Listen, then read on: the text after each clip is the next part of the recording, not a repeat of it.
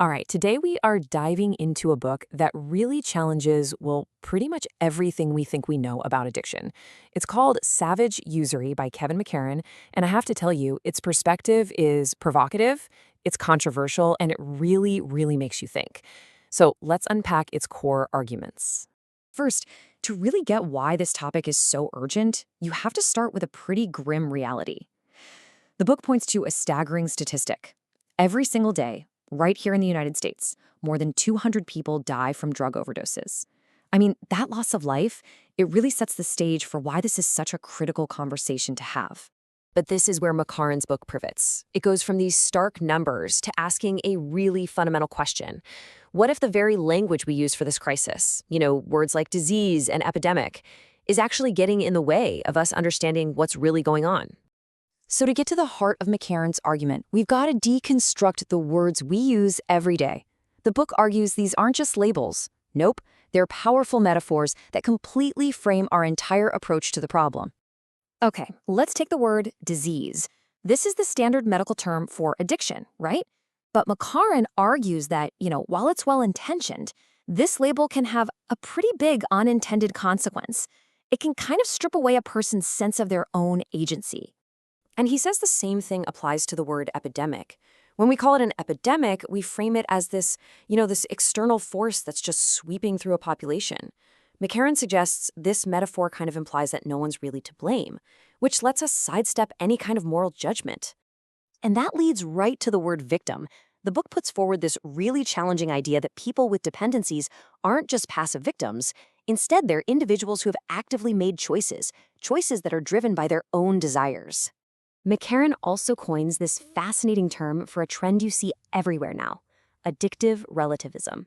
This is the idea that when we casually say we're addicted to a TV show or, coffee, we're actually and dangerously watering down the meaning of real life-destroying dependency. And to show just how serious he is about this point, McCarron uses this really stark, unforgettable analogy. He says equating a minor habit with a life-destroying dependency is like claiming that strangling somebody is just an extreme form of tickling them.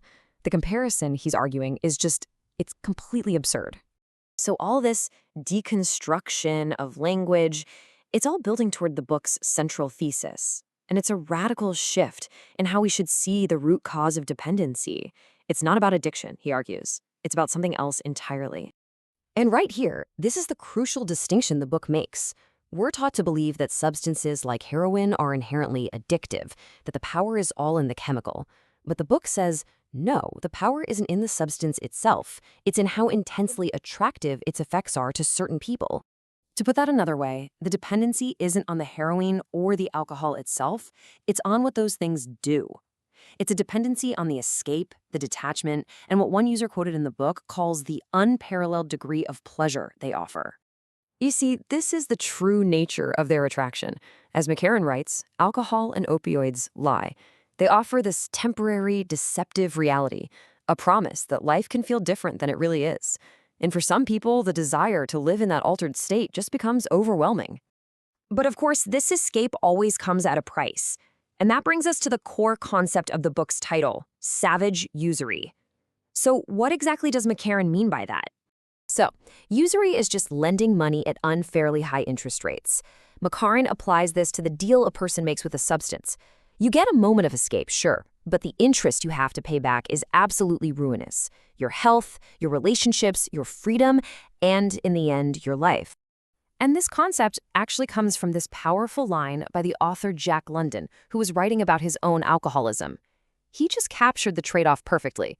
You get these magnificent moments where you feel godlike, but the payment is a shortened life with savage usury added. And this all brings the argument to its most controversial conclusion. By focusing on attraction, choice, and consequences, the book reframes dependency not as a medical issue, but as a profoundly moral one. So here it is, the book's final argument. Dependency isn't a disease that just happens to someone. Instead, it is the direct consequence of a series of personal choices and desires, and it's rooted in these timeless human failings. Yeah, McCarron does not hold back here. He argues that what we call addiction is often just the expression of classic vices. Sloth, an unwillingness to face hardship, greed for more pleasure, pride. These, he suggests, are the real engines of dependency. Ultimately, savage usury leaves us with this powerful and frankly unsettling question. By medicalizing dependency and taking out all the moral language, has our compassion accidentally stripped away the one thing that might actually be essential for change, a sense of personal responsibility? It's a question that really challenges the foundation of how we see one of the most destructive forces in our society today.